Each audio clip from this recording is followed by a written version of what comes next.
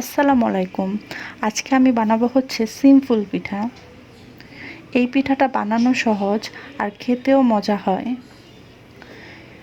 এই জন্য আমি নিয়ে নিছি হচ্ছে একটা ডিম, সাথে চিনি আর সামান্য পরিমাণ লবণ অ্যাড করে নিছি। এখন ভালো করে ডিম, চিনি, লবণ মেশাবো। ডিম, চিনি, লবণ ভালো করে মেশানোর পর আমি অ্যাড করব হচ্ছে ময়দা। এ পর্যায়ে ময়দাটাকেও ভালো করে মেশাতে হবে। ভালো করে ময়দাটাকে মিশিয়ে আমি একটা ডো তৈরি করে নেব। ডোটা অনেকটা হচ্ছে রুটির মতো হবে। আমরা যে বাসায় রুটি বানাই, যেমন আমরা যে বাসায় রুটি বানাই সেম ওই রকমভাবে একটা ডো তৈরি করে নেব। ডোটা তৈরি করা হয়ে গেলে এখন হচ্ছে আমি একটা বড় সাইজের রুটি বানিয়ে নেব। বাসায় বাসায় আমরা যেভাবে রুটি বানাই সেম ওইভাবেই, বাট রুটিটা একটু বড় আকারের বানাতে হবে। আর খেয়াল রাখতে হবে যাতে রুটিটা অনেক বেশি মোটা বা অনেক বেশি পাতলা না হয়ে যায়, কারণ অনেক বেশি মোটা হয়ে গেলে পিঠার আকৃতি সুন্দর হবে না, আর অনেক বেশি পাতলা হয়ে গেলে পিঠাটা সুন্দর করে বানানো যাবে না। এর জন্য এটা খেয়াল রাখতে হবে।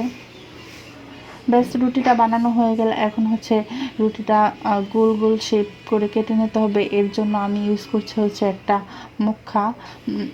এটা হচ্ছে ফিটারের মুখা আমার মেয়ের। এখানে হচ্ছে বোতলের মুখা বা হচ্ছে বৈরমের মুখাও ইউজ করা যাবে, যে কোনো একটা হলেই হলো আর কি। তারপর গোল গোল করে শেপ করে কেটে নিতে হবে। এখন পুরো রুটিটা গোল আকৃতি করে কেটে নেব। চাপায় চাপায় কাটতেছি কারণ হচ্ছে এতে অনেকগুলা, একটা রুটিতে অনেকগুলা পিঠা বের করা যাবে, এর জন্য। আমার পিঠা কাটা অলমোস্ট শেষ। এখন হচ্ছে বানানোর পালা। এখন হচ্ছে পিঠার শেপ দেওয়ার পালা। এই পিঠাটা হচ্ছে প্রথমে নিব, তারপর হচ্ছে যে সমানভাবে ভাঁজ করতে হবে। ভাঁজ করে এখানে হচ্ছে ভালো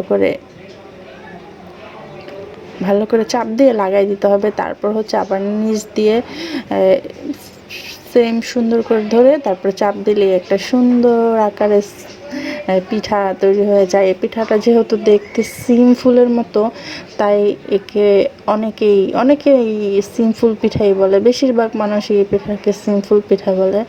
আর পিঠাটা বানানো কিন্তু সহজ, খুবই মজা লাগে বানাতে। যখন আমরা বানাই তখন মানে এক একজন কে কয়টা বানাবে এই নিয়ে হচ্ছে অনেকটা প্রতিযোগিতা লেগে যায়।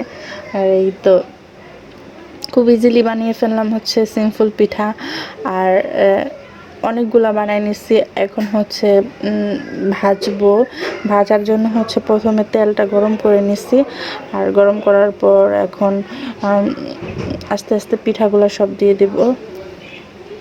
পিঠাগুলো দেওয়ার পর হচ্ছে যখন গোল্ডেন ব্রাউন কালার হবে তখন হচ্ছে আমাদের ভাজা শেষ হয়ে যাবে।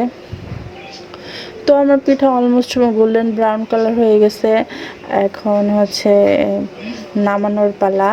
এই যে আমি পিঠাগুলো ভেজে নামাই নিছি। কত সুন্দর হয়েছে, মাশাআল্লাহ মাশাআল্লাহ, অনেক সুন্দর হয়েছে।